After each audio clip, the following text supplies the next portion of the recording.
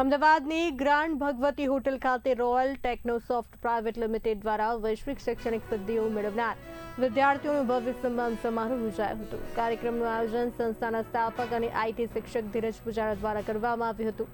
આ પ્રસંગે શિક્ષણવિદો, પ્રેરક વક્તાઓ, માતા પિતા અને વિદ્યાર્થીઓ ઉપસ્થિત રહ્યા। સમારોહમાં ઓક્સફર્ડ યુનિવર્સિટી, મિશિગન યુનિવર્સિટી અને કાર્નેગી મેલોન યુનિવર્સિટી જેવી પ્રતિષ્ઠિત સંસ્થાઓમાં સિદ્ધિ મેળવનાર વિદ્યાર્થીઓનું સન્માન કરવામાં આવ્યું હતું।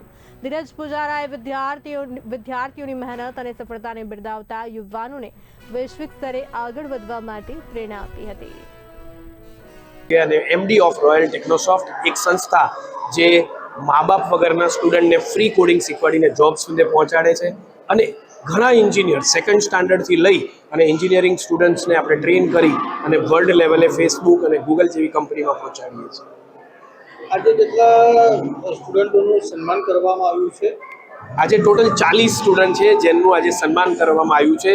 એવા સ્ટુડન્ટ છે જે અંધ છે, જોઈ નથી શકતા અને કોડિંગ કરે છે। એવા સ્ટુડન્ટ જે સાંભળી નથી શકતા, બોલી નથી શકતા અને લોંગ લેવલે લોકોને કોડિંગ શીખવાડે છે। એવા સ્ટુડન્ટ જે પેરેલાઇઝ છે એક હાથથી પણ જોરદાર લેવલે કોડિંગ કરે છે।